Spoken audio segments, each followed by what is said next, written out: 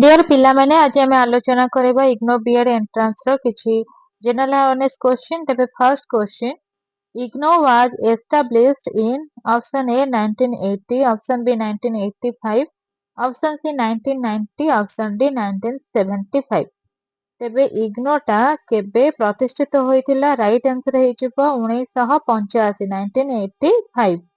Next question, full form of IGNOU.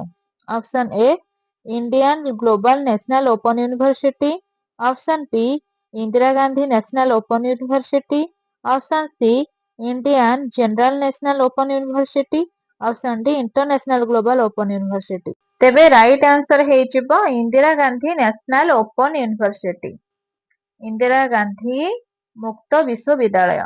परवर्ती प्रश्न, headquarters of IGNOU. Option A Mumbai, option B Kolkata, option C new Delhi, option D Chennai. तेबे जो Indira Gandhi open university रही तार headquarter कोठी अछि? मुंबई रे ना कोलकाता रे ना न्यू दिल्ली रे ना चेन्नई रे? राइट आंसर कोन हे जिवो? हेडक्वार्टर्स ऑफ इग्नो कोठी अछि? न्यू दिल्ली ठारे अछि। राइट आंसर हे जिवो new Delhi. Next question, Tropic of Cancer passes almost through the middle of. Option A China, option B India, option C Nepal। तेबे कर्कट क्रांति रेखा बा जो हमें कर्कट रेखा बोली कहूचे ताहा केउ देश मध्य देई जाइछे? राइट आंसर कोन हे जिवो? इंडिया, भारतर मध्यवर्ती स्थान देई ताहा जाइछे।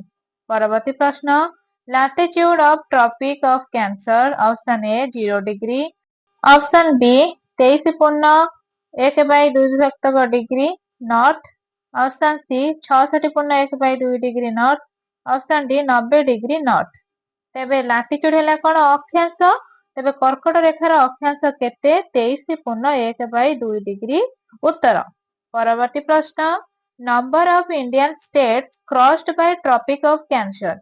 केतोटी भारतीय राज्य जेउ गुडिक कर्कट रेखा को अतिक्रम करिछि? Option A 5, option B 8, option C 10, option D 12।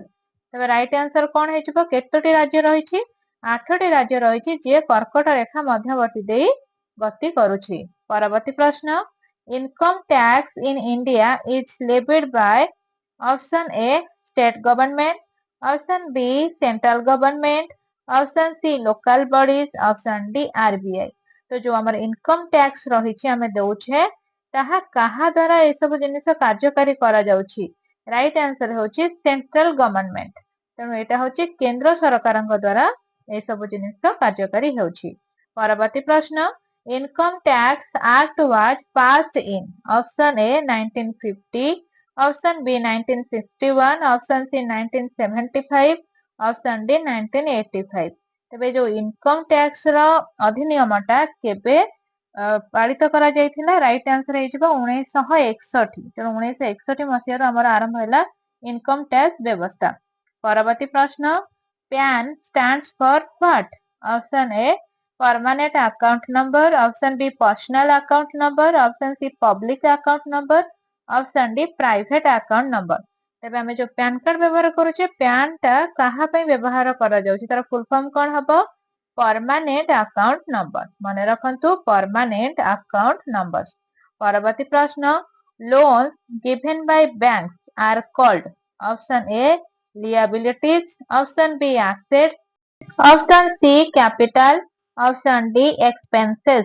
तेबे जो ऋणटी हमको बैंक द्वारा दिया जाई थाए ताको कोन कुहा जाय? liabilities हैला देय, assets हैला परिसंपत्ति, ऑप्शन सी हैला कैपिटल, कैपिटल माने पूंजी, एक्सपेंस माने खर्च। तो राइट आंसर हे गला assets कुहा जाय। ताहले ताको कोन कुहा जिवो? परिसंपत्ति बोली कुहा जिवो जहा बैंक हमको ऋण देई थाए। परवर्ती प्रश्न, cash in hand is an example of. Option A liability, option B asset, option C loss, option D share. आमे जदि हातरे किछि पैसा रखिचे बा कैश धरिचे ताकू ताहले कोन कुहा जिवो? कहार उदाहरण कुहा जिवो? liability ना asset ना लॉस ना शेयर ताको मध्य कुहा जिवो asset। तेणु ताहा हम संपत्ति अटे तो asset हे गला संपत्ति। Next question, deposits received by bank are. Option A assets, option B liabilities, option C income, option D profit. ତେଣୁ ଆମେ ଯୋଉ ପଇସା ମାନେ ଡିପୋଜିଟ କରିଥାନ୍ତି ବ୍ୟାଙ୍କ ତାକୁ ରିସିଭ କରିଥାଏ ରଖିଥାନ୍ତି ତାକୁ କଣ କହିବା? ସମ୍ପତ୍ତି କହିବା ନା ଦେୟ କହିବା? ତେଣୁ ତାକୁ ଲିଆବିଲିଟିସ୍ କହିବା। ଆମେ ଦଉଛେ ତେଣୁ ଲିଆବିଲିଟିସ୍ ଦେୟ। ତେଣୁ ଇନକମ ତ ହବନି, ପ୍ରଫିଟ ମାନେ ଲାଭ ତ ହବନି। ଯିବା ପରବର୍ତ୍ତୀ ପ୍ରଶ୍ନ। World's first ATM was installed in option A USA, option B UK, option C India, option D Japan। ତେବେ ବିଶ୍ୱର ସର୍ବପ୍ରଥମ ଏଟିଏମ ମେସିନ କୋଉଠି ଇନଷ୍ଟଲମେଣ୍ଟ ହେଇଥିଲା ବା ଇନଷ୍ଟଲ ହେଇଥିଲା? ରାଇଟ ଆନ୍ସର କଣ ହେଇଯିବ? ୟୁକେ, ୟୁନାଇଟେଡ କିଙ୍ଗଡମ ରେ। World's first ATM was installed in UK। Next question। First ATM in India was installed in ବିଶ୍ୱରେ ହେଇଗଲା ୟୁକେ, ଠିକ ସେଇଭଳି ଭାରତରେ ପ୍ରଥମ ଏଟିଏମ ମେସିନ କୋଉଠି ଇନଷ୍ଟଲ ହେଇଥିଲା? Option A Delhi, option B Mumbai, option C Chennai, option D Kolkata.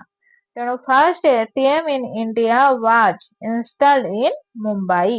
Mumbai ଯାହାକୁ ଆମେ ବମ୍ବେ ବୋଲି କହୁଛନ୍ତି।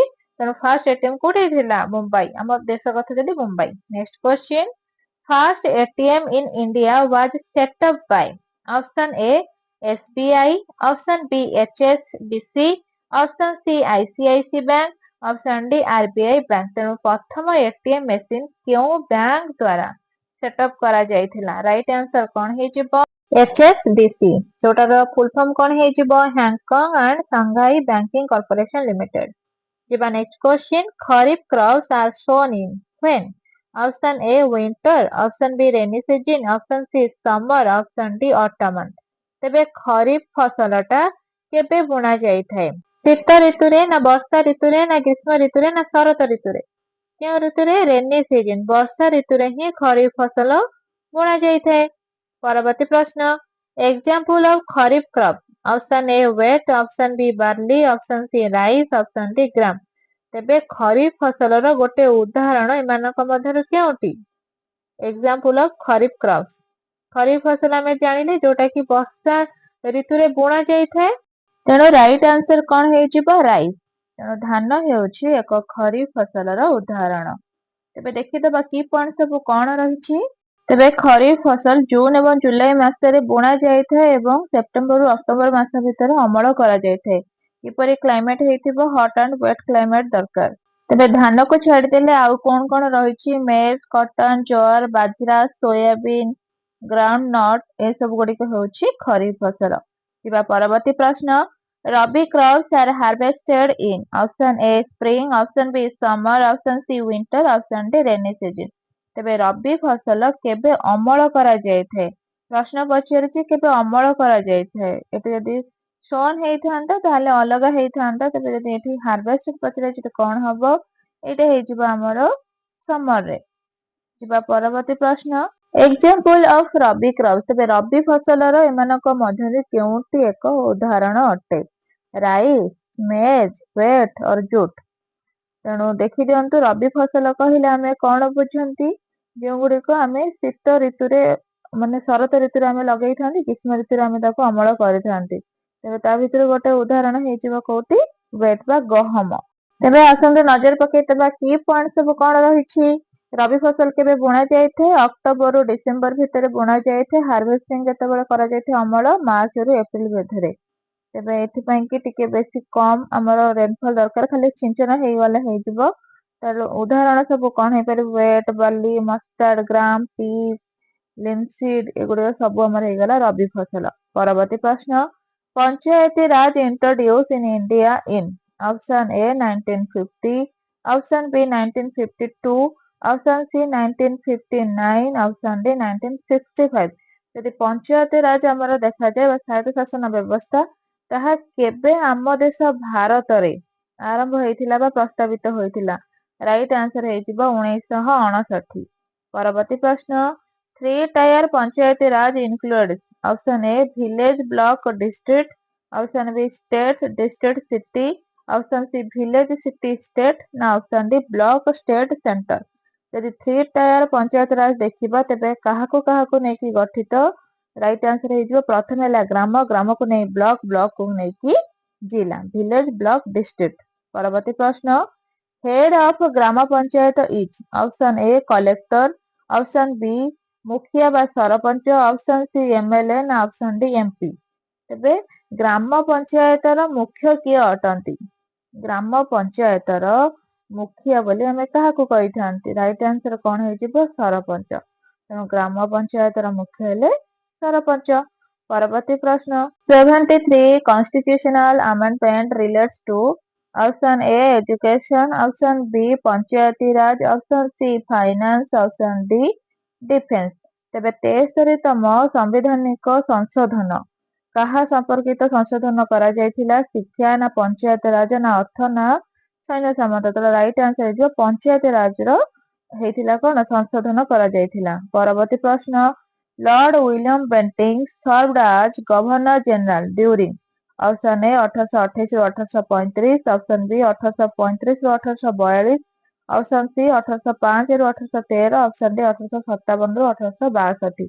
ତେବେ ଲର୍ଡ ୱିଲିୟମ ବେଣ୍ଟିଂ କେବେ ଗଭର୍ଣ୍ଣର ଜେନେରାଲ ହୋଇଥିଲେ? 1828 ରୁ 1835। ମନେ ରଖନ୍ତୁ 28 ରୁ 35। ପରବର୍ତ୍ତୀ ପ୍ରଶ୍ନ ସତୀ system abolished in option A 1829, option B 1857, option C 1813, option D 1833। ତେବେ ଯୋଉ ରହିଲା ଆମର ସତୀ ପ୍ରଥା ରହିଥିଲା ତାହା କେବେ ସମାପ୍ତ ହୋଇଥିଲା? ତେବେ ରାଇଟ୍ ଆନ୍ସର ଏଠି କଣ ହେଇଯିବ? 1829 ମସିହାରେ ଏହାକୁ ମାନେ ଛଟେଇ କରାଯାଇଥିଲା ବା ସମାପ୍ତ କରିଦିଆଯାଇଥିଲା। ପରବର୍ତ୍ତୀ ପ୍ରଶ୍ନ English education act introduced in option A 1835, option B 1830, option C 1854, option D 1773। ତେବେ ଇଂଲିଶ ଏଜୁକେସନ ଇଂରାଜୀ ଶିକ୍ଷାକୁ ଆମେ ପଢିଥିଲେ ମାକୁଲେସ ଲ ଭିତରେ। ତେବେ ମାକୁଲେସ ଲ ହେଲା କେବେ? 1835। ଯେତେବେଳେ ମାକୁଲେ ଆସିଥିଲେ ସେ ହିଁ ଇଂରାଜୀ ଶିକ୍ଷାକୁ ଅଧିକ ପ୍ରାଧାନ୍ୟତା ଦେଇଥିଲେ। ପରବର୍ତ୍ତୀ ପ୍ରଶ୍ନ ବେଣ୍ଟିଂ ସପୋର୍ଟେଡ ଅପସନ ଏ ସୋସିଆଲ ରିଫର୍ମ, ଅପସନ ବି expansion wars, option C isolation ନା ଅପସନ ଡି ଟ୍ରେଡ ବ୍ୟାନ୍। ତେବେ ଲର୍ଡ ୱିଲିୟମ ବେଣ୍ଟିଂ କାହାକୁ ସପୋର୍ଟ କରିଥିଲେ? କାହା ସପକ୍ଷରେ ଆସିଥିଲେ? ସୋସିଆଲ ରିଫର୍ମ ହେଲେ କଣ ହେଲା? ସମାଜ ସୁଧାରକ। ନା ଏକ୍ସପାନସନ ୱାର୍ସ ହେଲା ବିସ୍ତାର କାର୍ଯ୍ୟ, ନା ଆଇସୋଲେସନ ହେଇଯିବ ଏକାନ୍ତ, ନା ବ୍ୟାପାର ପ୍ରତିବନ୍ଧ? ରାଇଟ୍ ଆନ୍ସର ହେଇଯିବ ସୋସିଆଲ ରିଫର୍ମ। ସମାଜରେ ଥିବା କୁପ୍ରଥାକୁ ସୁଧାର କରିଥିଲେ, ସୋସିଆଲ ରିଫର୍ମ। ପରବର୍ତ୍ତୀ ପ୍ରଶ୍ନ capital of British India then option A Delhi, option B Kolkata, option C Bombay, option D Madras. ତେବେ କ୍ୟାପିଟାଲ ଅଫ ବ୍ରିଟିଶ ଇଣ୍ଡିଆ ଯେତେବେଳେ ବ୍ରିଟିଶ ମାନଙ୍କର ଶାସନ ଚାଲିଥିଲା ଭାରତରେ ସେତେବେଳେ ଆମର ରାଜଧାନୀ କେଉଁଠି ଥିଲା? ଦିଲ୍ଲୀରେ ନା କଲକାତାରେ ନା ବମ୍ବେରେ ନା ମାଡ୍ରାସରେ? ରାଇଟ୍ ଆନ୍ସର କଣ ହେଇଯିବ? କାଲକାଟା ଥିଲା। ସେତେବେଳେ କଲିକତା ଥିଲା ଆମର କ୍ୟାପିଟାଲ, ଭାରତର କ୍ୟାପିଟାଲ ଥିଲା କଲିକତା। ପରବର୍ତ୍ତୀ ପ୍ରଶ୍ନ thugs operation started under option A Bentinck, option B Curzon, option C Dalhousie, option D Ripon. ଯଦି ଠଗ୍ସ ଅପରେସନ ମାନେ କଣ? ଠକ ବା ଡକାୟତିର ଦମନ। ତେବେ କାହାଙ୍କ ପିରିୟଡରେ ହେଇଥିଲା? ଲର୍ଡ ୱିଲିୟମ ବେଣ୍ଟିଙ୍କ ପିରିୟଡରେ। ଯେତେ ବି ଆମର ରହିଛି କୁପ୍ରଥା ହଉ, ଡକାୟତି, ଠକ ଇତ୍ୟାଦି ଏଗୁଡିକୁ ସବୁ ଦମନ କରାଯାଇଥିଲା। ପରବର୍ତ୍ତୀ ପ୍ରଶ୍ନ Raja Raman Roy supported Bentinck in option A sati abolition, option B railway, option C taxation, option D army. ତେବେ ରାଜା ରାମନ ରାୟ ଲର୍ଡ ୱିଲିୟମ ବେଣ୍ଟିଙ୍କର କେଉଁ ନିଷ୍ପତ୍ତିକୁ ଗ୍ରହଣ କରୁଥିଲେ ବା ତାଙ୍କୁ ସେ ସପୋର୍ଟ କରୁଥିଲେ? ରାଇଟ୍ ଆନ୍ସର ଏଠି କଣ ହେଇଯିବ? ଆମେ ଜାଣିଥିଲେ ସତୀ ଅବଲେସନ, ତେଣୁ ସତୀ ପ୍ରଥା ଯୋଉଟା ରହିଥିଲା ତାକୁ ସେ ବିରୋଧ କରିଥିଲେ। ପରବର୍ତ୍ତୀ ପ୍ରଶ୍ନ Bentinck belong to option A East India company, option B Mughal rule, option C Maratha, option D French. ତେବେ ଲର୍ଡ ୱିଲିୟମ ବେଣ୍ଟିଂ କେଉଁ ସ୍ଥାନକୁ ବିଲଙ୍ଗ କରୁଥିଲେ? ରାଇଟ୍ ଆନ୍ସର କଣ ହେଇଯିବ? ଇଷ୍ଟ ଇଣ୍ଡିଆ କମ୍ପାନୀ ନା ମୁଗଲ ରୁଲ ହେଇଯିବ ନା ମରାଠା ନା ଫ୍ରେଞ୍ଚ? ରାଇଟ୍ ଆନ୍ସର ହେଇଗଲା ଇଷ୍ଟ ଇଣ୍ଡିଆ କମ୍ପାନୀ। ତେଣୁ ଲର୍ଡ ୱିଲିୟମ ବେଣ୍ଟିଙ୍କ ସମ୍ପର୍କ ରହିଛି ଇଷ୍ଟ ଇଣ୍ଡିଆ କମ୍ପାନୀ ସହିତ।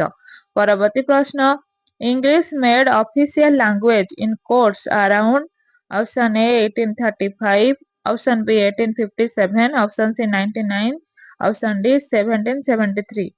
ତେଣୁ ଇଂରାଜୀକୁ ଗୋଟେ ଅଫିସିଆଲ ଲାଙ୍ଗୁଏଜ ଭାବରେ କୋର୍ଟ ମଧ୍ୟ ମାନ୍ୟତା ପ୍ରଦାନ କରିଥିଲା କେତେ ମସିହାରେ? ରାଇଟ୍ ଆନ୍ସର ହେଇଯିବ 1835। ସେଇ ମାକୁଲେଙ୍କ ସମୟରେ ହିଁ କରାଯାଇଥିଲା। ପରବର୍ତ୍ତୀ ପ୍ରଶ୍ନ Bentinck known for option A liberal reform, option B war policy, option C annexation, option D doctor and lapse. ତେଣୁ ବେଣ୍ଟିଂ କେଉଁ କାର୍ଯ୍ୟ ପାଇଁ ଜଣାଶୁଣା ହୋଇଥିଲେ? ତେବେ ଲିବେରାଲ ରିଫର୍ମସ ହଉଛି ଉଦାରତାପୂର୍ଣ୍ଣ ସୁଧାରକ ଥିଲେ, ନା ୱାର ପଲିସି ଯୁଦ୍ଧ ପାଇଁ ତାଙ୍କର କୂଟନୀତି ପାଇଁ ପ୍ରସିଦ୍ଧ ଥିଲେ, ନା ଆନେକ୍ସନ ମାନେ କଣ? ଆନେକ୍ସନ ମାନେ ହେଇଗଲା ରାଜ୍ୟ ହରଣ କରିବା ପାଇଁ ପ୍ରସିଦ୍ଧ ଥିଲେ। ଡକ୍ଟରାଲ ଲ୍ୟାବ୍ସ ମାନେ ହେଲା ସିଦ୍ଧାନ୍ତ ଯୁକ୍ତ ମାନେ ହଡପ ନୀତି ପାଇଁ ଆପଣେଇଥିଲେ। ତେଣୁ ରାଇଟ ଆନ୍ସର ଏଠି ହେଇଯିବ ସେ ଥିଲେ କଣ ଲିବେରାଲ ରିଫର୍ମ ମାନେ ସେ ସୁଧାରକ ଆଣିଥିଲେ। ଆମେ ଯେମିତି ଜାଣିଲେ ସତୀ ପ୍ରଥା ପାଇଁ ସେ ବିରୋଧ କରୁଥିଲେ, ସମାଜର କୁପ୍ରଥା ଏବଂ କୁସଂସ୍କାର ବିରୁଦ୍ଧରେ ଯାଇଥିଲେ। ତେଣୁ ଏଠି ହେଇଯିବ ଲିବେରାଲ ରିଫର୍ମସ୍। ତେବେ ଯିବା ପରବର୍ତ୍ତୀ ପ୍ରଶ୍ନ, Bentinck's policy emphasize. Option A economy, option B luxury, option C war, option D isolation. ତେବେ ବେଣ୍ଟିଂଙ୍କର ଯୋଉ ନୀତି ଥିଲା ସେ କାହା ଉପରେ ଅଧିକ ଗୁରୁତ୍ୱ ଦେଉଥିଲେ? ଇକୋନୋମି ବା ଅର୍ଥନୀତି ଉପରେ, ନା ଲକ୍ସୁରୀ ବା ବିଳାସ ବେସନ ଉପରେ, ନା ୱାର ହେଲା ଯୁଦ୍ଧ, ଆଇସୋଲେସନ ହେଲା ଏକାନ୍ତ ରହିବା। ତେଣୁ ରାଇଟ ଆନ୍ସର ଏଠି କଣ ହେଇଯିବ ଇକୋନୋମି, ଆମର ଅର୍ଥନୀତି ଉପରେ ଅଧିକ ସେ ଗୁରୁତ୍ୱ ଦେଉଥିଲେ, ଆର୍ଥିକ ବ୍ୟବସ୍ଥା ଉପରେ। ପରବର୍ତ୍ତୀ ପ୍ରଶ୍ନ, first governor general of India title use later link to option A chartered act 1833, option B 1858 act, ନା ଅପସନ ସି 99 ଆକ୍ଟ, ନା ଅପସନ ଡି 1919 ଆକ୍ଟ। ତେବେ ପ୍ରଥମ ଗଭର୍ଣ୍ଣର ଜେନେରାଲ କେଉଁ ଅଧିନିୟମ ସହିତ ସମ୍ପୃକ୍ତ ଥିଲେ? ଏଟାର ରାଇଟ ଆନ୍ସର କଣ ହେଇଯିବ ଚାର୍ଟର ଆକ୍ଟ 1833। ଚାର୍ଟର ଆକ୍ଟ 1830 ଯୋଉଟା ଏକ ବ୍ରିଟିଶ ସମ୍ପର୍କିତ ଏକ ସଂସଦ ଥିଲା, ସେତେବେଳେ ଏହି ଅଧିନିୟମ ଲାଗୁ କରାଯାଇଥିଲା। ପରବର୍ତ୍ତୀ ପ୍ରଶ୍ନ, Bentinck was governor general of option A Bengal and India, option B only Madras, option C Punjab, option D Sindh. Bentinck was governor general of, ଆମେ ଜାଣି ରଖିବା ଉଚିତ ଯେ ଲର୍ଡ ୱିଲିୟମ ବେଣ୍ଟିଂ ହଉଛନ୍ତି ବଙ୍ଗାଳର ଲୋକ। ତେଣୁ ସେତେବେଳେ ସେ ବେଙ୍ଗଲରେ ମଧ୍ୟ ଗଭର୍ଣ୍ଣର ଜେନେରାଲ ଥିଲେ, ପରେ ସେ ଭାରତର ମଧ୍ୟ ଗଭର୍ଣ୍ଣର ଜେନେରାଲ ଭାବେ ନିଯୁକ୍ତ ହୋଇଥିଲେ। Right answer Bengal and India. ପରବର୍ତ୍ତୀ ପ୍ରଶ୍ନ, Brahmo Samaj founded in option A 1828, option B 1857, option C 1875, option D 1905। ତେବେ ବ୍ରହ୍ମ ସମାଜ କେବେ ଗଠନ କରାଯାଇଥିଲା? ଫାଉଣ୍ଡେଡ ମାନେ ଏଠି କଣ ପ୍ରସ୍ତାବିତ ହୋଇଥିଲା, ତେଣୁ ଗ୍ରହଣ କରାଯାଇଥିଲା ବା ଗଠିତ କରାଯାଇଥିଲା। ତେଣୁ ରାଇଟ ଆନ୍ସର ହେଇଯିବ 1828। ବ୍ରାହ୍ମ ସମାଜ 1828 ମସିହାରେ ଗଠନ କରାଯାଇଥିଲା। ପରବର୍ତ୍ତୀ ପ୍ରଶ୍ନ, Brahmo Samaj founder option A Raja Raman Roy, option B Tilak, option C Gandhi, option D Tagore. ତେବେ ବ୍ରାହ୍ମ ସମାଜର ପ୍ରତିଷ୍ଠାତା କିଏ? ରାଇଟ ଆନ୍ସର କଣ ହେଇଯିବ ରାଜା ରାମନ ରାୟ, ନା ତିଲକ, ନା ଗାନ୍ଧୀ, ନା ଟାଗୋର? ରାଇଟ ଆନ୍ସର କଣ ହେଇଯିବ ରାଜା ରାମନ ରାୟ। ତେଣୁ ବ୍ରାହ୍ମ ସମାଜର ପ୍ରତିଷ୍ଠାତା ହେଉଛନ୍ତି ରାଜା ରାମନ ରାୟ। ପରବର୍ତ୍ତୀ ପ୍ରଶ୍ନ, ବ୍ରାହ୍ମ ସମାଜ ଅପୋଜ୍ଡ ଅପସନ ଏ ସତୀ, ଅପସନ ବି ଏଜୁକେସନ, ଅପସନ ସି ସାଇନ୍ସ, ନା ଅପସନ ଡି ଇଣ୍ଡଷ୍ଟ୍ରି। ତେବେ ବ୍ରାହ୍ମ ସମାଜଟା ସେ କାହାକୁ ବିରୋଧ କରୁଥିଲା? ସତୀ ପ୍ରଥାକୁ, ନା ଶିକ୍ଷାକୁ, ନା ବିଜ୍ଞାନକୁ, ନା ଶିଳ୍ପକୁ? ରାଇଟ ଆନ୍ସର ଏଠି କଣ ହେଇଯିବ ବ୍ରାହ୍ମ ସମାଜ ଅପୋଜ୍ଡ ସତୀ। ତେଣୁ ଆଗରୁ ଥିଲା ଯୋଉ ସତୀଦାହ ପ୍ରଥା, ଯୋଉ କୁପ୍ରଥା ରହିଥିଲା, ତାକୁ ସେ ବିରୋଧ କରୁଥିଲେ। ପରବର୍ତ୍ତୀ ପ୍ରଶ୍ନ, ବ୍ରାହ୍ମ ସମାଜ ପ୍ରମୋଟେଡ ଅପସନ ଏ ମନୋଥିଇଜମ, ଅପସନ ବି ପଲିଥିଇଜମ, ଅପସନ ସି ଆଥେଇଜମ, ଅପସନ ଡି ରିଚୁଆଲିଜମ। ତେଣୁ ବ୍ରହ୍ମ ସମାଜଟା କାହାକୁ ଗୁରୁତ୍ୱ ଦଉଥିଲେ ବା ପ୍ରମୋଟ କରୁଥିଲେ, ପ୍ରୋତ୍ସାହନ କରୁଥିଲେ? ମନୋଥିଇଜମ ମାନେ କଣ ହେଲା ଅଦ୍ୱୈତବାଦର, ପଲିଥିଇଜମ ହେଲା ବହୁବେଦବାଦର, ଆଥେଇଜମ ହେଲା କଣ ନାସ୍ତିକବାଦର, ନା ରିଚୁଆଲ ହେଇଗଲା ଆମର କର୍ମକାଣ୍ଡ ଉପରେ? ରାଇଟ ଆନ୍ସର ହେଇଯିବ ମନୋଥିଇଜମ, ଅଦ୍ୱୈତବାଦ ଉପରେ ବ୍ରାହ୍ମ ସମାଜ ବିଶ୍ୱାସ କରୁଥିଲେ। ପରବର୍ତ୍ତୀ ପ୍ରଶ୍ନ, centre of Brahmo movement option A Kolkata, option B Delhi, option C Mumbai, option D Chennai. ତେଣୁ ବ୍ରହ୍ମ ସମାଜର ସେଣ୍ଟରଟା କୋଉଠି ଥିଲା? ରାଇଟ ଆନ୍ସର କଣ ହେଇଯିବ କଲିକତା, ନା ଦିଲ୍ଲୀ, ନା ବମ୍ବେ, ନା ଚେନ୍ନାଇ? ତେବେ ବ୍ରହ୍ମ ସମାଜ ଯୋଉ ରହିଲା ତାର ମୁଖ୍ୟ ସେଣ୍ଟରଟି ରହିଛି ଆମର କଲିକତାରେ। କଲିକତାରେ ରହିଛି ବ୍ରହ୍ମ ସମାଜର ମୁଖ୍ୟ ସେଣ୍ଟର। ପରବର୍ତ୍ତୀ ପ୍ରଶ୍ନ, Brahmo movement associated reformer option A Debendranath Tagore, option B Akbar, option C Ashoka, option D ଶିବାଜୀ। ତେବେ ବ୍ରହ୍ମ ସମାଜ ଯୋଉ ରହିଛି ସେଥିରେ ସେମାନେ ଆଣିଥିଲେ କଣ ବିଭିନ୍ନ କୁପ୍ରଥା ଉପରେ ସଂସ୍କାରକ ଆଣିଥିଲେ ବା ସୁଧାରକ ଆଣିଥିଲେ। ତ ତାକୁ କିଏ ପ୍ରୋତ୍ସାହନ ଦଉଥିଲେ? ରାଇଟ ଆନ୍ସର ହେଇଯିବ ଦେବେନ୍ଦ୍ରନାଥ ଟାଗୋର। ଦେବେନ୍ଦ୍ରନାଥ ଟାଗୋର। ପରବର୍ତ୍ତୀ ପ୍ରଶ୍ନ, ବ୍ରାହ୍ମ ରିଫର୍ମସ ମୁଭମେଣ୍ଟସ ପିରିୟଡ ଅପସନ ଏ 19th century, ଅପସନ ବି 18th century, option C 17th century, ନା ଅପସନ ଡି 20th century? ବ୍ରହ୍ମ ସମାଜ ଯେତେବେଳେ ସୁଧାରକ ଆସିଥିଲା ବା ସେ ସଂସ୍କାରକ ଅଣା ଯାଇଥିଲା ସେ କୁପ୍ରଥା ଉପରେ, ତାହା କେଉଁ ସମୟରେ ହେଇଥିଲା? ରାଇଟ ଆନ୍ସର ହେଇଯିବ 19th century। ମନେ ରଖନ୍ତୁ 19th century। ପରବର୍ତ୍ତୀ ପ୍ରଶ୍ନ, Indian renaissance linked with option A Brahmo Samaj, option B Delhi Sultanate, option C Mughals, option D Marathas. तेबे भारतर गोटे नवजागरण हो बा पुनर्जन्म जेमती कहबाकू गले ताहा काहा सहित लिंक रही। राइट आंसर एटी कौन है ब्रह्म समाज। ब्रह्म समाज रे आम देशर बहुत गुड़े कुप्रथा को लिभा जाइथिला। परवर्ती प्रश्न total planets option A 8, option B 9, option C 7, option D 10। वर्तमान आमर केतोटी ग्रह रही। आगुरु थिला तो 9टी किंतु वर्तमान जदि आमे देखिबा आमर सौर जगत रे केतोटी प्लैनेट्स रही बा केतोटी ग्रह रही। राइट आंसर हे जिवो 8टी। वर्तमान प्लूटो को आउ कोनोसी एक ग्रह भाबरे गणा जाउ नाही। परवर्ती प्रश्न largest planet option A Jupiter, option B earth, option C Mars, option D Venus. तेबे सबुठारु बड़ ग्रह किए बृहस्पति ना पृथ्वी ना मंगल ना शुक्र। सबुठारु बड़ प्लैनेट किए राइट आंसर कौन हे जिवो बृहस्पति। जुपिटर हेला बृहस्पति तेणु सबुठारु बड़ ग्रह हेला बृहस्पति। परवर्ती प्रश्न smallest planet option A Mercury, option B Mars, option C Earth, option D Neptune. सबुठारु छोटिया ग्रह किए मरकुरी हेला बुध, मार्स हेला मंगल, अर्थ हेला पृथ्वी, नेपच्यून नेपच्यून। तेबे केउटी हमर सबुठारु छोटिया ग्रह अटे राइट आंसर कौन हे जिवो स्मॉलेस्ट प्लैनेट होची मरकुरी। बुध ग्रहटा सबुठारु छोटिया ग्रह अटे। परवर्ती प्रश्न रेड प्लैनेट आमे काहाकू नालिया ग्रह बोली कहि थांती। रेड प्लैनेट काहाकू कुहा जाय मार्स हेला मंगल को कुहा जाय ना अर्थ हेला पृथ्वी ना सैटर्न हेला शनि ना यूरानस। क्यों ग्रह को आमे रेड प्लैनेट बोली कहि थांती तेणु मने रखिबा रेड प्लैनेट बोली आमे काहाकू कहबा मार्स मंगल ग्रह को कुहा जाय नालिया ग्रह बोली। परवर्ती प्रश्न ringed planet option A Saturn, option B Mars, option C Mercury, option D Venus. तेणु एठी रिंग प्लैनेट बोली आमे काहाकू कहबा काहार गोटे बलय अछि। तेणु आमे समस्त जदि ग्रह मानकू देखिथिबा फोटो चित्र रे तेबे ताहले आमे जानि परिबा सैटर्न हेला शनि, मार्स हेला मंगल, मर्क्यूरी हेला बुध ना भेनस हेला शुक्र। राइट आंसर हे जिवो शनि। शनि ग्रहर गोटे बलय रहिछि। परवर्ती प्रश्न ब्लू प्लैनेट आम सौर जगत रे आमे काहाकू नील ग्रह बोली कहि थांती। Option A Earth, option B Mars, option C Jupiter, option D Venus. पृथ्वी को कहि थांती ना मंगल को कहि थांती ना जुपिटर बृहस्पति को कहि थांती ना भेनस शुक्र ग्रह को कहि थांती।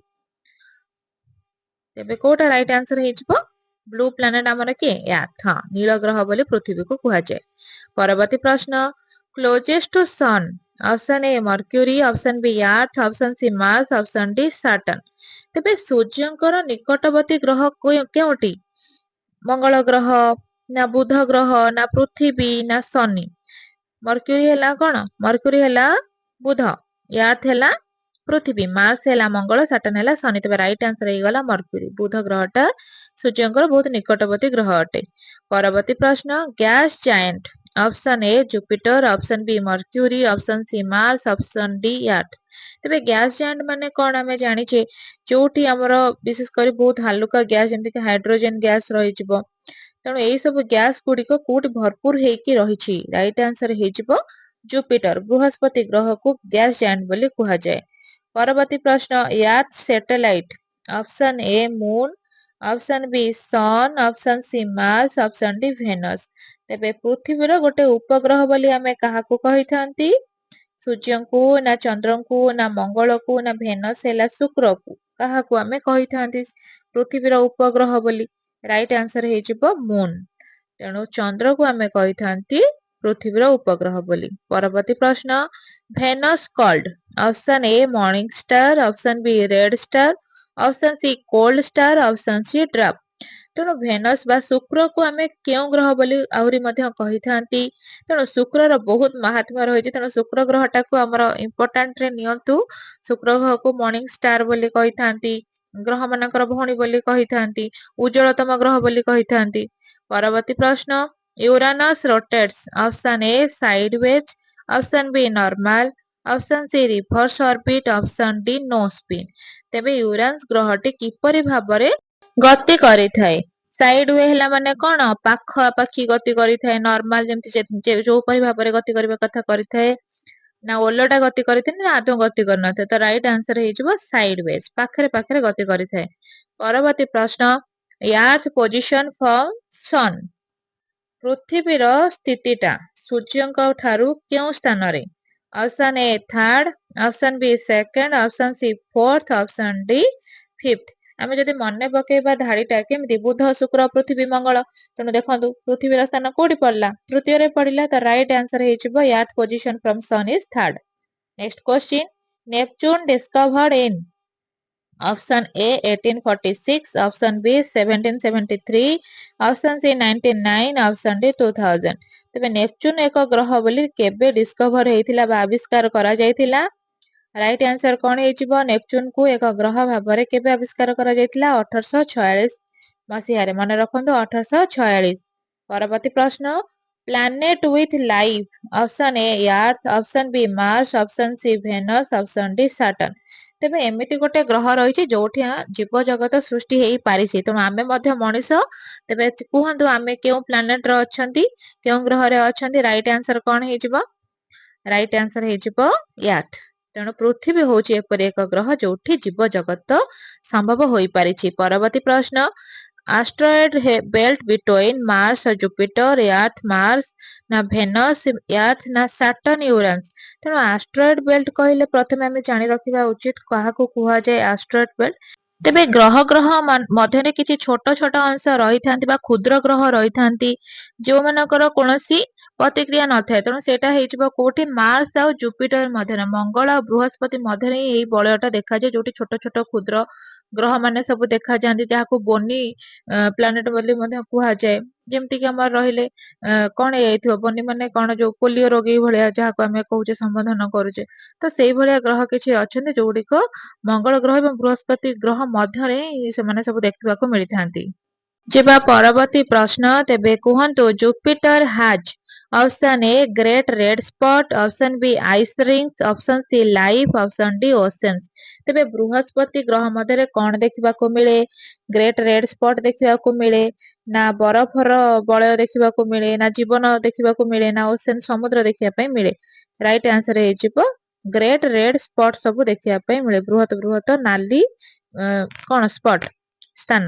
ପରବର୍ତ୍ତୀ ପ୍ରଶ୍ନ, Mercury has option A no atmosphere, option B thick air, option C oceans, option D rings.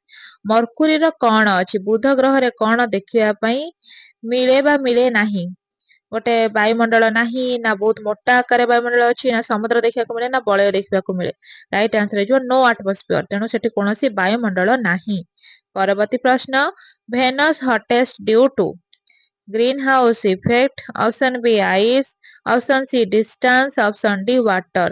ତେଣୁ ଶୁକ୍ର ଗ୍ରହଟା ସବୁଠାରୁ ଗରମ ଗ୍ରହ କାହିଁକି? ସେଠି କଣ ମାନେ କଣ ଇଫେକ୍ଟ ପଡୁଛି ସେଠି? ଗ୍ରୀନ ହାଉସ ର ଇଫେକ୍ଟ ଦେଖୁଛି ପଡୁଛି, ନା ଆଇସ୍ ବରଫ ରହିଛି, ନା ଡିଷ୍ଟାନ୍ସ ଦୂରତା ସକାଶୁ, ନା ଜଳ ପାଇଁ? ତ ରାଇଟ ଆନ୍ସର ହେଇଯିବ ଗ୍ରୀନ ହାଉସ ଇଫେକ୍ଟ। ପରବର୍ତ୍ତୀ ପ୍ରଶ୍ନ, fresh water means what? Option A no salt, ନା ଅପସନ ବି ହାଇ ସଲ୍ଟ, ନା ସି ୱାଟର, ନା ହାର୍ଡ ୱାଟର? ଯଦି ଆମେ କହିବା ଫ୍ରେଶ ୱାଟର ତାହାର ଅର୍ଥ କଣ ହେଇଯିବ?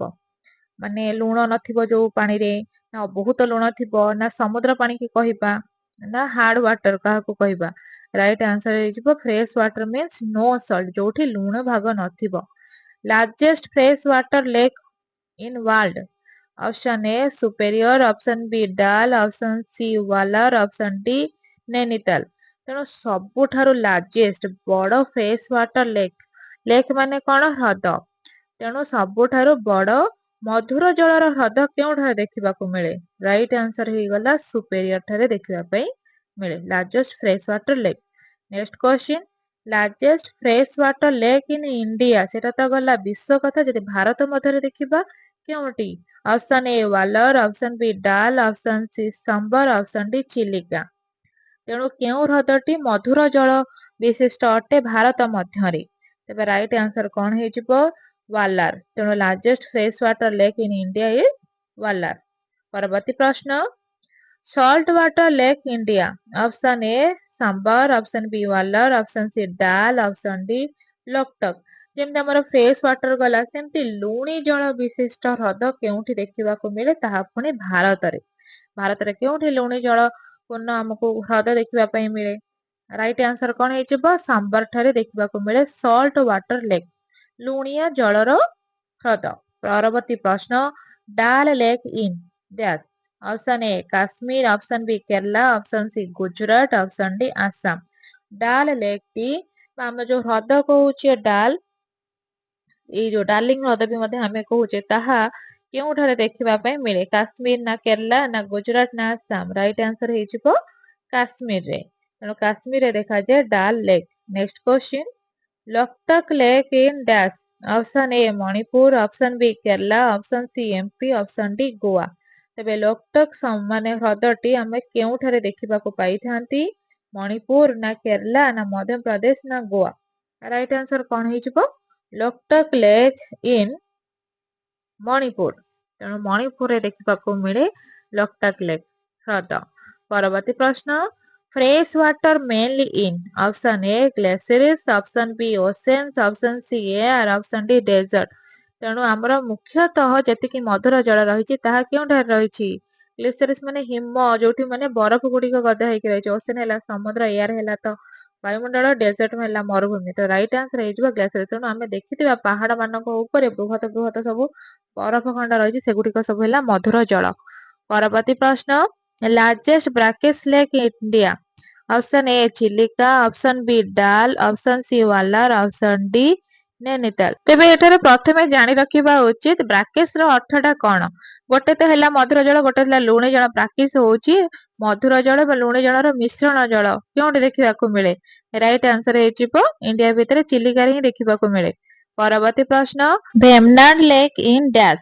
Option A Kerala, option B Punjab, option C UP, option D Gujarat. ତେବେ ଯୋଉ ଭେମନାଡ ଲେକ୍ ଟି ରହିଛି ତାହା କେଉଁଠାରେ ଅବସ୍ଥିତ ବା କେଉଁଠାରେ ଦେଖିବାକୁ ମିଳେ? କେରଲା ନା ପଞ୍ଜାବ ନା ୟୁପି ନା ଗୁଜରାଟ? ତେବେ ରାଇଟ୍ ଆନ୍ସର ହେଇଯିବ ଭେମନାଡ ଲେକ୍ ଇନ୍ କେରଲା, ଯୋଉଟା କି କେରଳରେ ସବୁଠାରୁ ହେଇଯିବ ଲାର୍ଜେଷ୍ଟ, କିନ୍ତୁ ଇଣ୍ଡିଆରେ ହେଇଯିବ ସବୁଠୁ ଲଙ୍ଗେଷ୍ଟ, ଲମ୍ବା। Next question, Pulicat lake in dash. Option A APTN, option B Kerala, option C Punjab, option D MP. ତେଣୁ ପୁଲିକାଟ ଲେକ୍ କୋଉଠି ଦେଖିବା ପାଇଁ ମିଳେ? ଆନ୍ଧ୍ରପ୍ରଦେଶ ଆଉ ତାମିଲନାଡୁ ମଧ୍ୟବର୍ତ୍ତୀରେ, ନା କେରଳାରେ, ନା ପଞ୍ଜାବରେ, ନା ମଧ୍ୟପ୍ରଦେଶରେ? ରାଇଟ୍ ଆନ୍ସର କଣ ହେଇଯିବ? ପୁଲିକାଟ ଲେକ୍ ଦେଖିବା ପାଇଁ ମିଳେ ଆନ୍ଧ୍ରପ୍ରଦେଶ ଏବଂ ତାମିଲନାଡୁ ମଧ୍ୟବର୍ତ୍ତୀ ସ୍ଥାନରେ। ପରବର୍ତ୍ତୀ ପ୍ରଶ୍ନ, Nainital lake type dash. Option A fresh water, option B salt, option C brackish, option D dry. ତେବେ ନୈନିତାଲରେ ଯୋଉ ହ୍ରଦ ଦେଖିବା ପାଇଁ ମିଳେ ତାର ଜଳଟା କିପରି ଅଟେ? ଫ୍ରେଶ ୱାଟର ମଧୁର ଜଳ ଅଟେ, ନା ଲୁଣି ଜଳ ଅଟେ, ନା ମିଶ୍ରିତ ଜଳ ଅଟେ, ନା ଶୁଖିଲା ଅଟେ? ତ ରାଇଟ୍ ଆନ୍ସର କଣ ହେଇଯିବ? ନୈନିତାଲ ଲେକ୍ ଟାଇପ ହଉଛି ଫ୍ରେଶ ୱାଟର, ମଧୁର ଜଳ ଦେଖିବା ପାଇଁ ମିଳେ ସେ ହ୍ରଦରେ, ନୈନିତାଲ ହ୍ରଦରେ। ପରବର୍ତ୍ତୀ ପ୍ରଶ୍ନ, Dead Sea water dash. Option A salty, option B fresh, option C sweet, option D cold. ତେବେ ଡେଡ ସି ମୃତ ସମୁଦ୍ର ଜଳ ବା ଯୋଉଟା ଲେକ୍ ରହିଛି ତାର ଜଳଟା କିପରି? ଲୁଣିଆ ନା ମଧୁର ନା ସୁଇଟ୍ ମିଠା ନା କୋଲ୍ଡ ଥଣ୍ଡା? ତେବେ ଡେଡ ସି ୱାଟର ଟା କେମିତି? ରାଇଟ୍ ଆନ୍ସର ହେଇଯିବ କଣ? ସଲ୍ଟି, ଲୁଣିଆ ଜଳ ଅଟେ ଡେଡ ସି ୱାଟର। ମନେ ରଖନ୍ତୁ ଲୁଣିଆ। ପରବର୍ତ୍ତୀ ପ୍ରଶ୍ନ, Great Lakes located in. Option A USA Canada, option B India, option C China, option D Africa. ତେଣୁ ଗ୍ରେଟ୍ ଲେକ୍ ସବୁଠାରୁ ବୃହତ ଆମେ କହିବା ଯଦି ହ୍ରଦ ମାନେ ରହିଛି ତାହା କେଉଁଠି ଦେଖିବା ପାଇଁ ମିଳେ? ୟୁଏସଏ କାନାଡାରେ, ନା ଇଣ୍ଡିଆରେ, ନା ଚାଇନାରେ, ନା ଆଫ୍ରିକାରେ? ରାଇଟ୍ ଆନ୍ସର ହେଇଯିବ ୟୁଏସଏ କାନାଡା। ତେଣୁ Great Lakes located in USA Canada. ପରବର୍ତ୍ତୀ ପ୍ରଶ୍ନ, lake Baikal in. Option A Russia, option B India, option C USA, option D Japan. ଏଇଟା ହଉଛି ପୂର୍ବବର୍ତ୍ତ ଯଦି ଆମେ ଦେଖିବା କୋଶ୍ଚିନରେ ଯୋଉ ପରୀକ୍ଷାରେ ଆସିଛି। ତେବେ କୁହନ୍ତୁ ବୈକାଲ ଲେକ୍ ଟା କେଉଁଠାରେ ଦେଖିବା ପାଇଁ ମିଳେ? Lake Baikal in option A Russia. ତେଣୁ ରାଇଟ୍ ଆନ୍ସର ହେଇଯିବ ରୁଷିଆରେ ହିଁ ଦେଖିବାକୁ ମିଳେ। ବୈକାଲ ହ୍ରଦ ଦେଖିବା ପାଇଁ ମିଳେ ରୁଷିଆରେ। ପରବର୍ତ୍ତୀ ପ୍ରଶ୍ନ, deepest lake in world. Option A Baikal, option B Superior, option C Dal, option D Wular. Deepest lake ପଚାରିଛି, ତେଣୁ ସବୁଠାରୁ ଗଭୀରତମ ହ୍ରଦ କେଉଁଠି? ଗଭୀର କଥା ପଚରାଇଛି, ଲଙ୍ଗେଷ୍ଟ ନୁହେଁ, ଲାର୍ଜେଷ୍ଟ ନୁହେଁ, ଡିପେଷ୍ଟ କଥା ପଚାରିଲେ ଆମେ କହିବା ଡିପେଷ୍ଟ ଲେକ୍ ଇନ୍ ୱାର୍ଲଡ ହଉଛି ବୈକାଲ, ଯୋଉଟା କି ଆମର ରୁଷିଆରେ ଦେଖିବା ପାଇଁ ମିଳେ। ଡିପେଷ୍ଟ ଲେକ୍ ଇନ୍ ୱାର୍ଲଡ ବୈକାଲ। ବର୍ତ୍ତମାନ ଯିବା ପରବର୍ତ୍ତୀ ପ୍ରଶ୍ନ। Fresh water used for option A drinking, option B pipes only, option C mining only, option D non. ତେବେ ମଧୁର ଜଳର ବ୍ୟବହାର ଆମେ କେଉଁ କାର୍ଯ୍ୟରେ ଲଗାଇଥାନ୍ତି? ଡ୍ରିଙ୍କିଂ ମାନେ ପିଇବା, ସିପ୍ସ ଓନ୍ଲି ଖାଲି ଗୋଟେ ସିପ୍ସ ନବା ପାଇଁ, ନା ମାଇନିଂ ଓନ୍ଲି ଖନନ କାର୍ଯ୍ୟରେ, ନା କୌଣସି କାର୍ଯ୍ୟରେ ନୁହେଁ। ରାଇଟ୍ ଆନ୍ସର ହେଇଯିବ fresh water used for drinking. ଯେହେତୁ ମଧୁର ଜଳ ତ ତାକୁ ଆମେ ପାଣି ପିଇବା କାର୍ଯ୍ୟରେ ହିଁ ବ୍ୟବହାର କରିବା। ପରବର୍ତ୍ତୀ ପ୍ରଶ୍ନ। Glaciers melt preforms dash, option A fresh water, option B salt, option C gas, option D lava. ତେବେ ଯୋଉ ଗ୍ଲାସିୟର ସବୁ ମେଲ୍ଟ ହେଇଯିବ, ତରଳି ଗଲେ, ତାହା କଣକୁ ପରିବର୍ତ୍ତିତ ହେଇଯିବ? ଅବଭିୟସଲି ଗ୍ଲାସିୟର ଆମେ ଜାଣିଲେ ଫ୍ରେଶ ୱାଟର ବା ମଧୁର ଜଳ, ତ ତାହା ମଧୁର ଜଳକୁ ହିଁ ପରିବର୍ତ୍ତିତ ହବ। ଗ୍ଲାସିୟର ମେଲ୍ଟ ଫର୍ମସ୍ ହଉଛି ଫ୍ରେଶ ୱାଟର। ପରବର୍ତ୍ତୀ ପ୍ରଶ୍ନ। River water mostly dash, option A fresh, option B salty, option C hot, option D acidic. ତେଣୁ ଆମେ ଯେତିକି ନଦୀ ମାନଙ୍କରେ ଯୋଉ ସବୁ ଜଳ ଦେଖିବାକୁ ପାଆନ୍ତି, ତାହା କଣ ମଧୁର ଜଳ, ନା ଲୁଣି ଜଳ, ନା ଗରମ, ନା ଅମ୍ଳୀୟ ଯୁକ୍ତ ହେଇଥିବ। ତେଣୁ ରିଭର ୱାଟର ମୋଷ୍ଟଲି ହେଇଯାଉଛି କଣ ହେଇଯିବ ଫ୍ରେଶ। ତେଣୁ ଆମେ ଆଗ କାଳରେ ଦେଖିବେ ନଦୀର ଜଳକୁ ବ୍ୟବହାର କରି ଲୋକମାନେ ଚଳୁଥିଲେ, ତ ମଧୁର ଜଳ ହବ। ପରବର୍ତ୍ତୀ ପ୍ରଶ୍ନ। National song, option A Vande Mataram, option B ଜନଗଣ ମନ, ଅପସନ୍ ସି ସାରେ ଜହାଁ, ଅପସନ୍ ଡି ନନ୍। ତେଣୁ ଜାତୀୟ ଗୀତ ବା ଜାତୀୟ ଗାନ କହିଲେ ଆମେ କାହାକୁ ବୁଝେଇଥାନ୍ତି? ରାଇଟ୍ ଆନ୍ସର କଣ ହେଇଯିବ? ବନ୍ଦେ ମାତରମ୍, ନା ଜନଗଣ ମନ, ନା ସାରେ ଜହାଁ ସେ ଆଚ୍ଛା, ନା ନନ୍। ତେଣୁ ରାଇଟ୍ ଆନ୍ସର ହେଇଯିବ ବନ୍ଦେ ମାତରମ୍, ରାଷ୍ଟ୍ରୀୟ ଗାନ ବନ୍ଦେ ମାତରମ୍। ପରବର୍ତ୍ତୀ ପ୍ରଶ୍ନ। ନ୍ୟାସନାଲ ସଙ୍ଗ ରିଟେନ୍ ବାଇ, ତେଣୁ ଯୋଉ ରାଷ୍ଟ୍ର ଗାନଟା କିଏ ଲେଖିଥିଲେ? ବଙ୍କିମ ଚନ୍ଦ୍ର ଚାଟାର୍ଜୀ ଲେଖିଥିଲେ, ନା ରବୀନ୍ଦ୍ରନାଥ ଟାଗୋର ଲେଖିଥିଲେ, ନା ମହାତ୍ମା ଗାନ୍ଧୀ ଲେଖିଥିଲେ, ନା ତିଲକ ଲେଖିଥିଲେ?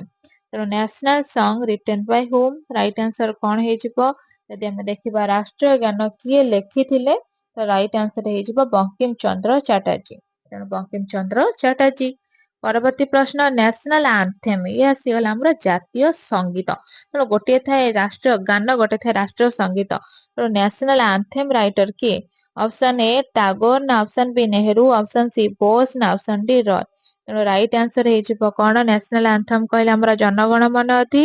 ତେଣୁ ତାକୁ କିଏ ଲେଖିଥିଲେ? ରାଇଟ୍ ଆନ୍ସର ହେଇଯିବ ରବୀନ୍ଦ୍ରନାଥ ଟାଗୋର ଲେଖିଥିଲେ national anthem writer.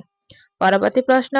Regulating act year, option ଏ 1773, option B 1784, option C 1813, option D 1833। ତେଣୁ ରେଗୁଲେଟିଂ ଆକ୍ଟ କହିଲେ କଣ?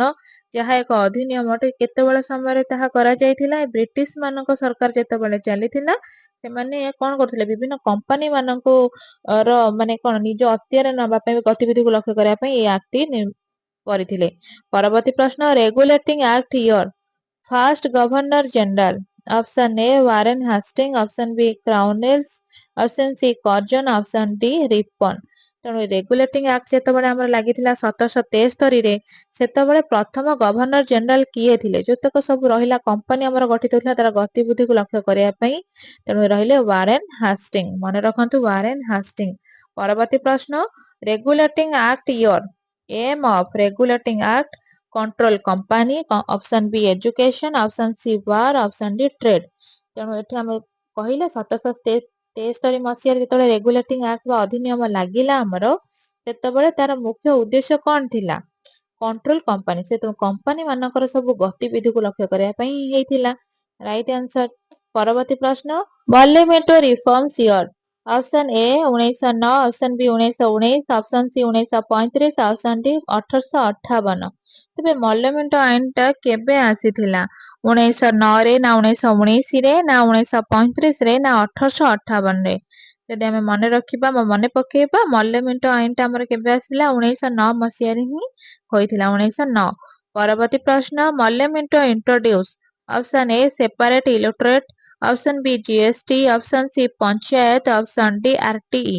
ତେଣୁ ପାର୍ଲିମେଣ୍ଟ ଯେତେବେଳେ ଆସିଥିଲା, ପ୍ରସ୍ତାବିତ ହୋଇଥିଲା, ସେତେବେଳେ ତାହା କଣ କରିଥିଲା? ଇଲେକ୍ଟ୍ରୋ ସଂସଦକୁ ସବୁ ସେପାରେଟ କରିଥିଲା, ନା ଜିଏସଟି ଲଗାଇଥିଲା, ନା ପଞ୍ଚାୟତ ରାଜ ଦିବସ ଉପରେ, ନା ଆରଟି, ରାଇଟ୍ ଟୁ ଏଜୁକେସନ। ତ ରାଇଟ୍ ଆନ୍ସର ହେଇଯିବ ସେପାରେଟ ଇଲେକ୍ଟ୍ରୋ ସଂସଦକୁ ସେ ବିଭାଜନ କରିଥିଲେ। Parliament another names, option A Indian council act 1909, charter act, ନା ପିଟ୍ସ ଆକ୍ଟ, ନା 1858 ଆକ୍ଟ। ତ ମଲ୍ୟମେଣ୍ଟଙ୍କର ଆନାଦାର ନାଁ କଣ ଥିଲା? ମଲ୍ୟମେଣ୍ଟ ଯୋଉ ରହିଲା ଅଧିନିୟମଟା ତାର ଅନ୍ୟତମ ନାଁ କଣ ଥିଲା? ରାଇଟ୍ ଆନ୍ସର ହେଇଯିବ Indian council act 1909 Indian council act. ମନେ ରଖନ୍ତୁ। ପରେ ଯିବା ପରବର୍ତ୍ତୀ ପ୍ରଶ୍ନ। Morley Minto introduce option A separate electorate, option B GST, option C panchayat, option D RT. ତେଣୁ ମଲ୍ୟମେଣ୍ଟ ଅଧିନିୟମଟା କାହାକୁ ପ୍ରସ୍ତାବିତ କରିଥିଲା? ବିଭାଜନ କରିଥିଲା ସଂସଦକୁ, ନା ଜିଏସଟି, ନା ପଞ୍ଚାୟତ ରାଜକୁ, ନା ରାଇଟ ଟୁ ଏଜୁକେସନ। ତେଣୁ ମଲ୍ୟମେଣ୍ଟ ଇଣ୍ଟ୍ରୋଡ୍ୟୁସ କରିଥିଲା ସେପାରେଟ ଇଲୋକ୍ଟ୍ରେଟ, ମାନେ କଣ ବିଭାଜିତ ସଂସଦକୁ ବିଭାଜିତ କରିବା ପାଇଁ ସେ ପ୍ରସ୍ତାବ ରଖିଥିଲେ। Next question, Morley was secretary state, ନା ଭାଇସ ରୟ, ନା ଗଭର୍ଣ୍ଣର, ନା କିଙ୍ଗ? ତ ମଲ୍ୟ କିଏ ଥିଲେ? ରାଇଟ୍ ଆନ୍ସର କଣ ହେଇଯିବ? ସେକ୍ରେଟାରୀ ଷ୍ଟେଟ ଥିଲେ, ନା ଭାଇସ ରୟ ଥିଲେ, ନା ଗଭର୍ଣ୍ଣର ଥିଲେ, ନା କିମ୍ବା ରାଜା ଥିଲେ? ରାଇଟ୍ ଆନ୍ସର ହେଇଯିବ ମଲ୍ୟ ୱାଜ ସେକ୍ରେଟାରୀ ଷ୍ଟେଟ। ମନେ ରଖନ୍ତୁ ସେକ୍ରେଟାରୀ ଷ୍ଟେଟ। ପରବର୍ତ୍ତୀ ପ୍ରଶ୍ନ, Minto was dash. Option A viceroy, option B PM ବା prime minister, option C king, option D ଜଜ। ତେବେ ଏଠାରେ ମିଣ୍ଟୋ ବୋଲି କାହାକୁ କୁହାଯାଇଛି ବା କିଏ ଥିଲେ? ଭାଇସ ରୟ ଥିଲେ, ନା ପ୍ରଧାନମନ୍ତ୍ରୀ ଥିଲେ, ନା ରାଜା ଥିଲେ, ନା ବିଚାରକ ଥିଲେ, ଜଜ ଥିଲେ? ରାଇଟ୍ ଆନ୍ସର ହେଇଯିବ viceroy. Minto was viceroy. Next question, charter act 1833 made GG of Bengal as option A GG India, option B president, option C PM, option D chief जज। तेबे 1833 रे चार्टर्ड एक्ट रे जे थिले कोन governor general जे थिले से प्रथमे बेंगल रे थिले, गवर्नर जनरल थिले। तापरे से कोन आसीथिले 1833 रे से भारतर गवर्नर जनरल भाबरे आसीथिले। जिबा परवर्ती प्रश्न, Pitt's India act year option A 1784, option B 1773, option C 1813, option D 1858। ତେଣୁ ପିଡ୍ସ ଇଣ୍ଡିଆ ଆକ୍ଟ ବା ପିଡ୍ସ ଅଧିନିୟମ କେତେବେଳେ ଭାରତରେ ଲାଗୁ ହୋଇଥିଲା, କେଉଁ ମସିହାରେ? 1784, ନା 1773, ନା 1813, ନା 1858? ତ ରାଇଟ୍ ଆନ୍ସର ଏଠି ହେଇଯିବ 1784 ପିଡ୍ସ ଆକ୍ଟ। ଯିବା ପରବର୍ତ୍ତୀ ପ୍ରଶ୍ନ, government of India act after revolt. Option A 1858, option B 1773, option C 1909, option D 1935। ତେବେ ଗଭର୍ଣ୍ଣମେଣ୍ଟ ଅଫ ଇଣ୍ଡିଆ ଅଧିନିୟମ କେଉଁ ବିଦ୍ରୋହ ପରେ ଆସିଥିଲା? କେଉଁ ବିଦ୍ରୋହରେ? 1858 ରେ ନା 1773? ତେଣୁ 1858 ବିଦ୍ରୋହ ପରେ ଗଭର୍ଣ୍ଣମେଣ୍ଟ ଅଫ ଇଣ୍ଡିଆ ଆକ୍ଟ ଆସିଥିଲା ବା ଲାଗୁ କରାଯାଇଥିଲା। ପରବର୍ତ୍ତୀ ପ୍ରଶ୍ନ, Indian council act 1861 expanded. Option A legislative council, option B army, option C trade, option D schools. ତେଣୁ ଇଣ୍ଡିଆନ କାଉନସିଲ ଆକ୍ଟ ଯେତେବେଳେ 1861 ଅଧିନିୟମ ଆସିଗଲା, ତା କାହାକୁ ବିସ୍ତୃତ କରିଥିଲା, ଏକ୍ସପାଣ୍ଡେଡ କରିଥିଲା? ତେଣୁ ଏଠି ରାଇଟ୍ ଆନ୍ସର ହେଇଯିବ ଲେଜିସ୍ଲେଟିଭ କାଉନସିଲ। ତେଣୁ ଆମର ରହିଲା ସଂସଦୀୟ ଯାହା ବି ରହିଛି ତାକୁ ସେ କଣ ଏକ୍ସପାଣ୍ଡ କରିଥିଲେ। ପରବର୍ତ୍ତୀ ପ୍ରଶ୍ନ, Indian council act separate electorate mainly for option A Muslim, option B Hindus, option C British, option D farmers. ତେଣୁ ଇଣ୍ଡିଆନ କାଉନସିଲ ଆକ୍ଟ ଯେତେବେଳେ ପ୍ରଥମେ ଆସିଥିଲେ ସେ କାହାକୁ ସେପାରେଟ କରିଥିଲେ, ଅଲଗା କରିଥିଲେ, କେଉଁ ସଂସଦକୁ ସେପାରେଟ କରିଥିଲେ? ରାଇଟ୍ ଆନ୍ସର ହେଇଯିବ ମୁସଲିମ ମାନଙ୍କୁ ପ୍ରଥମେ ସେ ଅଲଗା କରିଥିଲେ। Next question, dual control introduce by option A Pitt's act, option B 1773 act, ନା 1909 ଆକ୍ଟ, ନା 1919 ଆକ୍ଟ? ତେବେ ଡୁଆଲ କଣ୍ଟ୍ରୋଲ ଇଣ୍ଟ୍ରୋଡ୍ୟୁସ ହେଇଥିଲା, ଦୁଇ ବିଭାଜନ ପ୍ରକ୍ରିୟା ହେଇଥିଲା କେଉଁ କେଉଁ ଅଧିନିୟମ ସମୟରେ? ରାଇଟ୍ ଆନ୍ସର କଣ ହେଇଯିବ? Dual control introduce by Pitt's act. ତେଣୁ ପିଡ୍ସ ଆକ୍ଟ ଅନୁସାରେ ଦି ପ୍ରକାରୀୟ ଆମର କଣ ହେଇଥିଲା, ଇଲୋଟ୍ରେଟ ହୋଇଥିଲା। Supreme court at Kolkata set Bai option A 1773 act, ନା ऑप्शन बी 1858, ନା ऑप्शन सी 1909, ନା ऑप्शन डी 1935? ତେବେ ସର୍ବୋଚ୍ଚ ନ୍ୟାୟାଳୟର ବ୍ୟବସ୍ଥାଟା ଯେତେବେଳେ କଲିକତାରେ ହେଇଥିଲା ତାହା କେଉଁ ଅଧିନିୟମରେ ହୋଇଥିଲା? ରାଇଟ୍ ଆନ୍ସର କଣ ହେଇଯିବ? 1773 ମାନେ ଆମେ କୋଉଟା କହିବା? ରେଗୁଲେଟିଂ ଆକ୍ଟ ଅନୁସାରେ, ରେଗୁଲେଟିଂ ଅଧିନିୟମ ଅନୁସାରେ ହୋଇଥିଲା। ପରବର୍ତ୍ତୀ ପ୍ରଶ୍ନ, national song adopted by option A constituent assembly, option B parliament, option C company, option D king. ତେବେ ଯେତେବେଳେ ଆମର ରାଷ୍ଟ୍ର ଗାନଟାକୁ ଆଡପ୍ଟ କରାଯାଇଥିଲା ବା ଗ୍ରହଣ କରାଯାଇଥିଲା, କାହା ଦ୍ଵାରା କରାଯାଇଥିଲା? କନଷ୍ଟିଚୁଏଣ୍ଟ ଆସେମ୍ବଲି ଦ୍ଵାରା, ନା ପାର୍ଲାମେଣ୍ଟ ବା ସଂସଦ ଦ୍ଵାରା, ନା କମ୍ପାନୀ ଦ୍ଵାରା, କିଙ୍ଗ ଦ୍ଵାରା? ମାନେ ରାଇଟ୍ ଆନ୍ସର ହେଇଯିବ କଣ? କନଷ୍ଟିଚୁଏଣ୍ଟ ଆସେମ୍ବଲି। ତେଣୁ ସାମ୍ବିଧାନିକ ସଂସଦ ଦ୍ଵାରା ଗ୍ରହଣ କରାଯାଇଥିଲା। परवर्ती प्रश्न जनगण मन adopted as anthem in option A 1950, option B 1947, option C 1935 ना ऑप्शन डी 1909। जनगण मन अधिकी संगीतटीकु ଆମର ଜାତୀୟ ସଙ୍ଗୀତ ଭାବରେ କେବେ ଗ୍ରହଣ କରାଯାଇଥିଲା? ରାଇଟ ଆନ୍ସର ହେଇଯିବ 1950 ମସିହାରେ ଗ୍ରହଣ କରାଯାଇଥିଲା ଆମର ଆନ୍ଥେମ ଭାବରେ। ପରବର୍ତ୍ତୀ ପ୍ରଶ୍ନ Vande Mataram from option A Anand Math, option B Gitanjali, option C discovery, option D Indian wings. तेणु वंदे मातरम जो गीत रही आम राष्ट्रगान ताको लिखिथिले किए रवींद्रनाथ टागोर। तेबे तांकर केउ पुस्तकरू एटा आसीछि? गीतांजलि ना डिस्कवरी ना इंडियन विंग्स ना आनंद मठ? राइट आंसर हेजिबो आनंद मठरू ही वंदे मातरम गीतटी आसीछि। जिबा परवर्ती प्रश्न charter act 1813 allowed option A missionaries, option B war, option C tax, option D railways. तेणु चार्टर एक्ट 1863 को मानकु से अलाउ करिथिला बा आसीबाकू प्रोत्साहन देथिला? तो मिशनरीज माने कोन? धर्म प्रचारक मानकू माने भारत रे प्रवेश पई किए प्रोत्साहन करथिला? चार्टर एक्ट 1813 रे प्रोत्साहन करथिले।